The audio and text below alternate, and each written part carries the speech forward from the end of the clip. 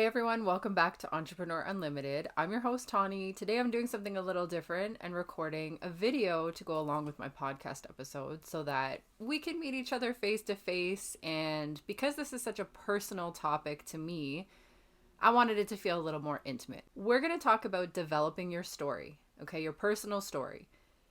This really guides you, not only if you're an entrepreneur, but in all aspects of life. Because if you know where you came from, then you know where you're going, you know what sets you off or triggers you, as we say, and how to set healthy boundaries because you know yourself better, and then you can understand how to react and interact with the world around you. I want to get into this today. I'm calling this one Crafting Your Story, and I want to give you 3 steps to guide you on your growth and building emotional connections.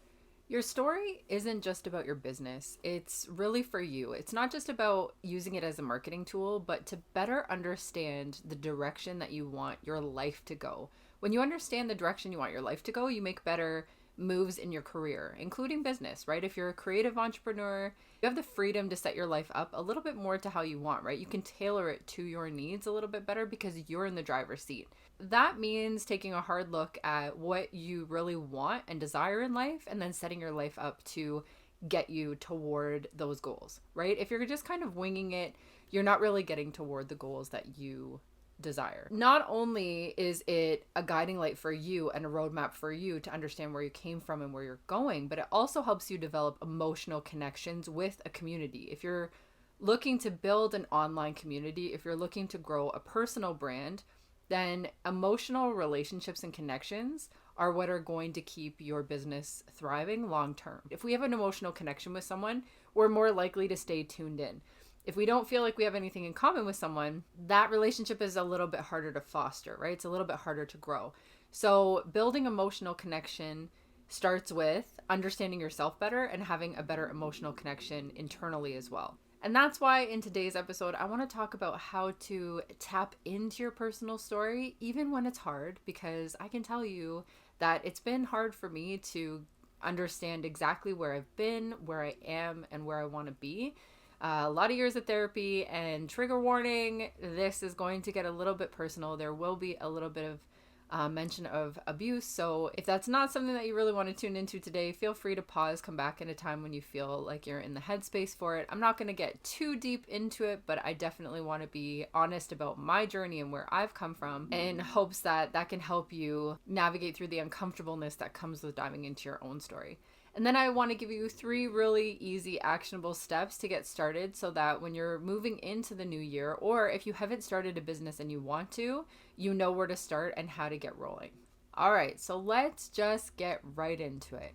Step 1 is reflecting on the beginning stages of your story, your life, to gain clarity. For me, there were moments in my life that completely shaped who I am. Right? We can all relate to that. Some of these moments were amazing and helped me become the creative individual and resilient individual that I am today. Others, though, were really tough. Like during my formative years, coming out of high school, I was in a really abusive relationship. And when I was younger, had this spark. I wanted to be on stage. I wanted to sing. I had no fear. Anybody could make fun of me and I'd be like, whatever, I'm doing it anyway. Or they would, try to knock me down, and I would always just push through it. And then during high school, when you're starting to come into your own and figure out who you are, is when I got into this really abusive relationship that knocked me down. It made me forget who I was. It made me, turn inwards and really internalize everything. I lost my confidence. I lost my spark. I stopped writing. I stopped expressing myself. I stopped doing a lot of the things that made me me because I thought that it was my fault. When you're in an abusive relationship, until you know better, sometimes people don't learn better, but until you know better, you assume that it's your fault. You're the reason, you're the catalyst, and you don't understand why. And you think like, what am I doing? How am I creating this reality for myself? What could I be doing better? And you're constantly putting yourself down and trying to figure out how you can make a difference in that relationship. You think the harder you try, the more that you do, the better it will be. And that's simply not true. But you don't know what you don't know. And as you're growing up and going through those formative years, You are learning how to be a human being based on your experiences. And if you don't know better, because no one tells you, gives you perspective, and you don't have the mind and life experience to tell you better, or innately have that feeling that things are better than this and this is not normal, then you're going to keep going down a really dark rabbit hole. So after this relationship, because I'm just going to skip the hardest parts of it, I came out alive and went back to college. And during that first year of college, I was introduced to books and works like The Celestine Prophecy, The Alchemist, Ishmael, Tuesdays with Morrie. And a lot of the messaging in those books is internal reflection and internal development. It's about asking yourself, who you are, and more so understanding that the actions of others are not your responsibility, and that everybody is responsible for their actions and their emotions, and to not let others' emotions and other actions dictate who you are, because you're here for a reason. You're put here for a purpose. Whether we ever understand the true magnitude of that or not, we're put here for a reason. And it's our responsibility to discover that. So I went through this really hard time. I was starting to get through it by doing internal reflection and understanding and realizing that it wasn't my fault.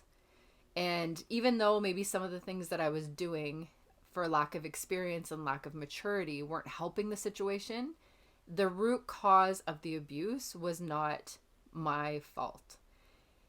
That realization helped me through not only processing the trauma and getting through the PTSD of it all. Doing that internal self-reflection, that internal work, really helped me understand that I could rewrite my story and not let that define who I was forever after that. I knew that, listening to people who had gone through similar circumstances, going to therapy, gaining perspective, because that's huge in life, is gaining perspective so that we can look at things outside of our lens, and see things from different angles, right? Because our truth is our truth, but others' truths are also accurate, are also valid, are also significant, and we need to be open-minded enough to allow that in. Part of that experience also led me to the opposite side of the spectrum, where I just became almost too independent and I needed to do everything on my own. And I was like, I can do this, I can do anything, this is all on me, I don't need anybody, which can also be super damaging, right? But that is really the origin of my story and figuring out who I was and who I wanted to be. Since then, I've also faced quite a number of hardships that have maybe reverted me back to a place of feeling like I was unworthy or lacked confidence, feeling insecure,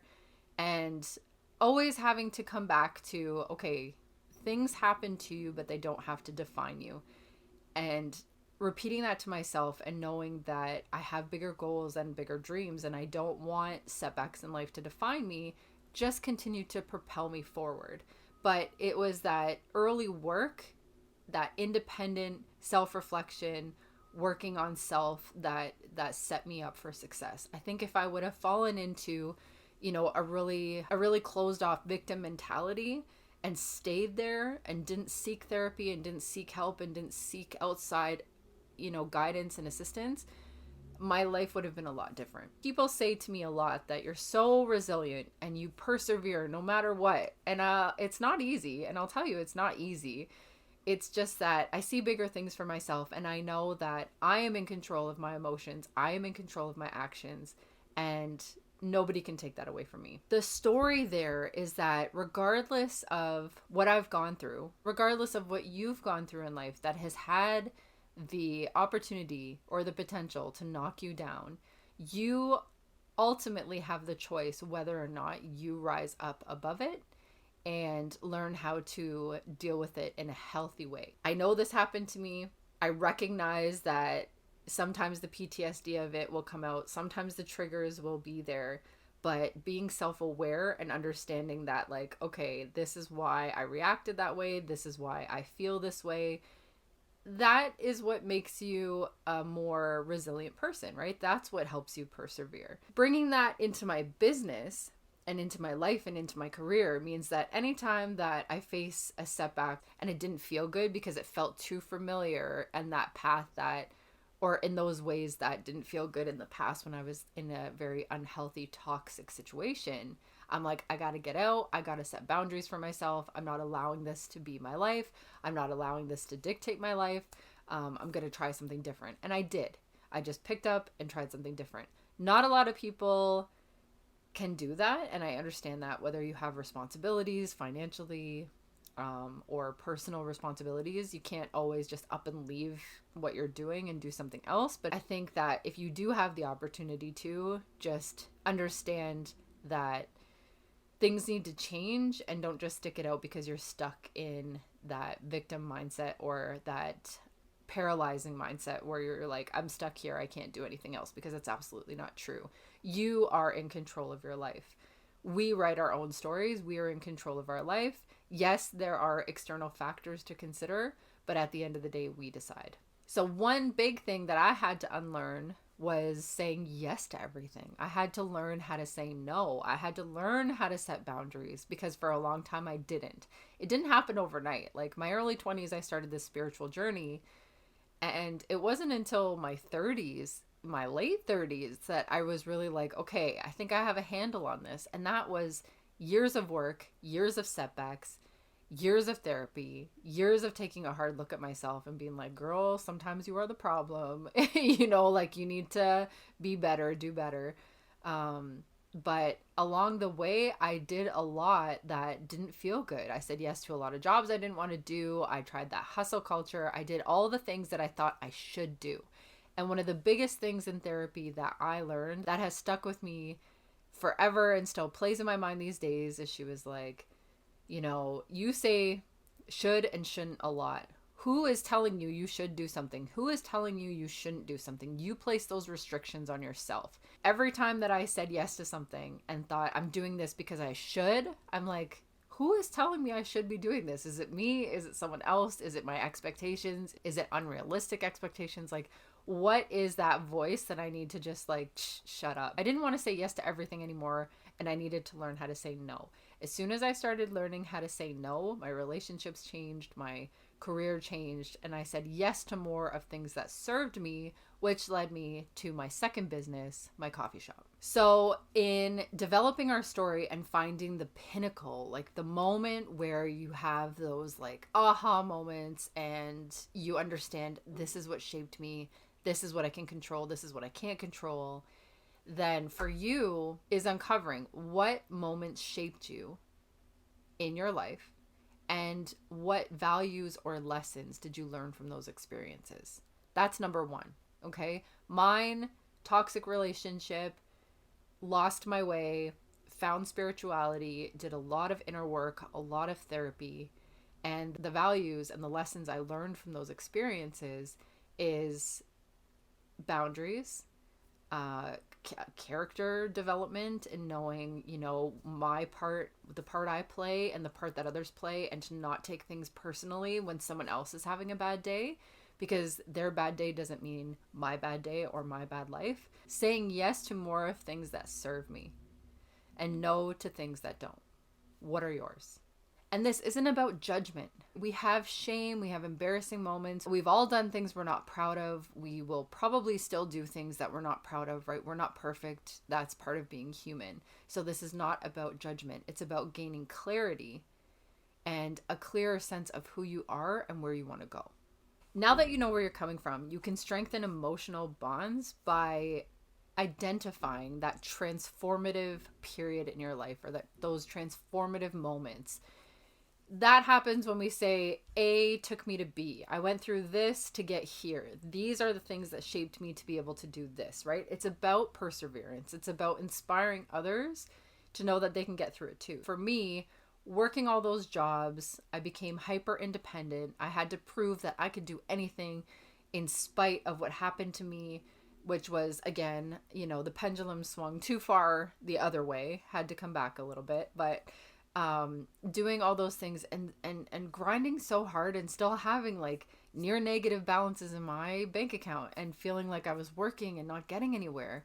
I still have moments like that today, but the transformative period was understanding that you can keep on transforming yourself. Like, you can keep on going through transformative moments to get over the hurdles. When I felt like I was really stuck and I was grinding and I was meeting that resistance again, I would reflect and be like, okay, what do I need to do to get myself out of this shitstorm?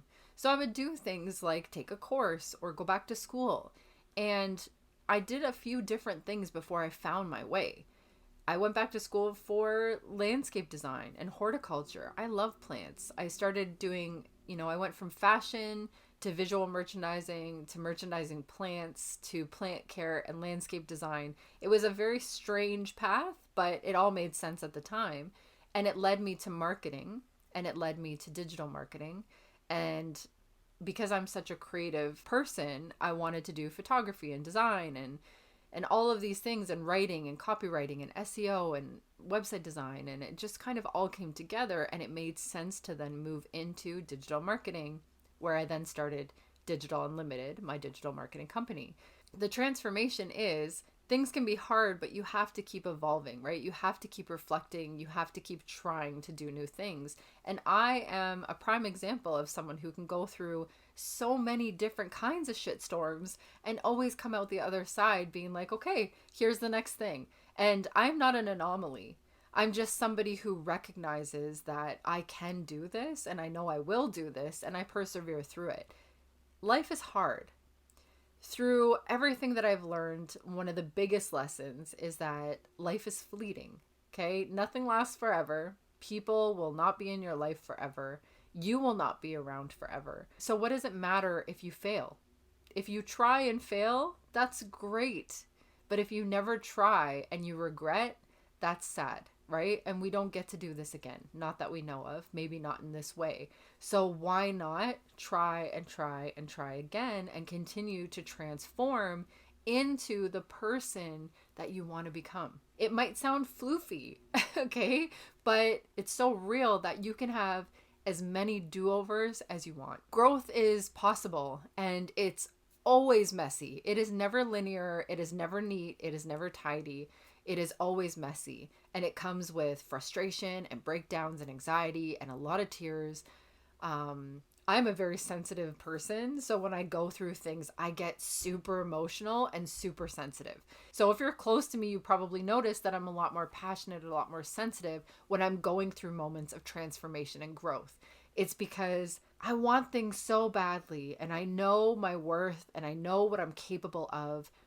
And sometimes it's so hard to go through the shit of it to get to the other side. And as an emotional person, like, it hurts. I feel it. I'm going through it. I'm living it. This is a very organic and active, alive experience. Don't be so hard on yourself when things are messy. And when you're trying to get to the other side of a hurdle, you find that you have many setbacks, because that's part of the growth process. I also want to say that if you continue to hit resistance after resistance after resistance, if everything feels too hard, then the approach might need to change, right? You don't want to keep on banging your head against the wall if you're not making any progress. It might be that you're doing something that doesn't align with what actually feels good to you, and that's where the resistance comes from. So be real with yourself. Does it feel good? Is it worth it?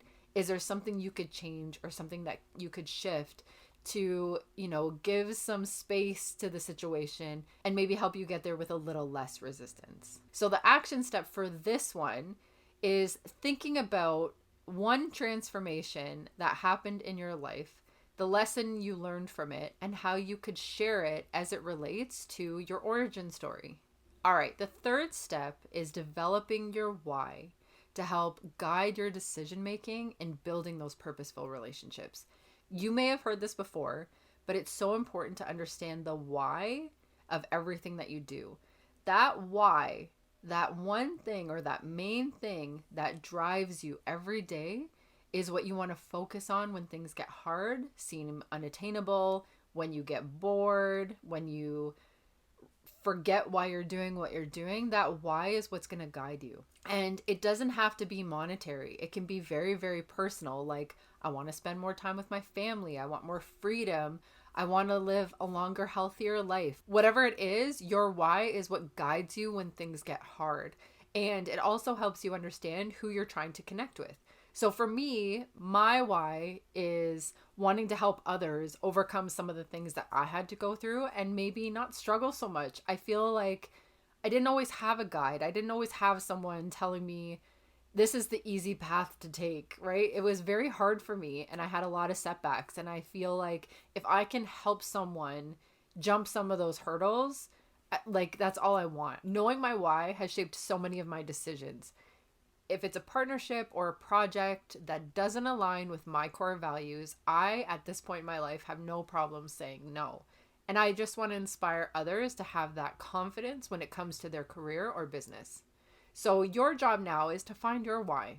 What is your why? What's your guiding light? It can be anything. You don't have to share it with anyone, but it needs to be something that you tell yourself that keeps you going when times are hard. When your story and your why align, it not only helps with your personal growth, but it helps you build stronger relationships with others. All right, so let's recap. Number 1, reflect on your beginning. Use your experiences to gain clarity on your values. Number 2, identify your transformation. Share moments of growth to connect with others on an emotional level. And number 3, define your why. Let your purpose guide your decisions and your relationships. Remember that your story isn't just for others. It's your guiding light. It's your compass helping you make informed decisions, set boundaries, and create a life with purpose. Thank you so much for spending time with me today. If this episode resonated with you, hit the like button, subscribe, and share it with someone who might need to hear this message as well. As always, stay connected. I'm on Instagram at Tawny Unlimited. And until next time, keep growing, keep evolving, and keep crafting your story.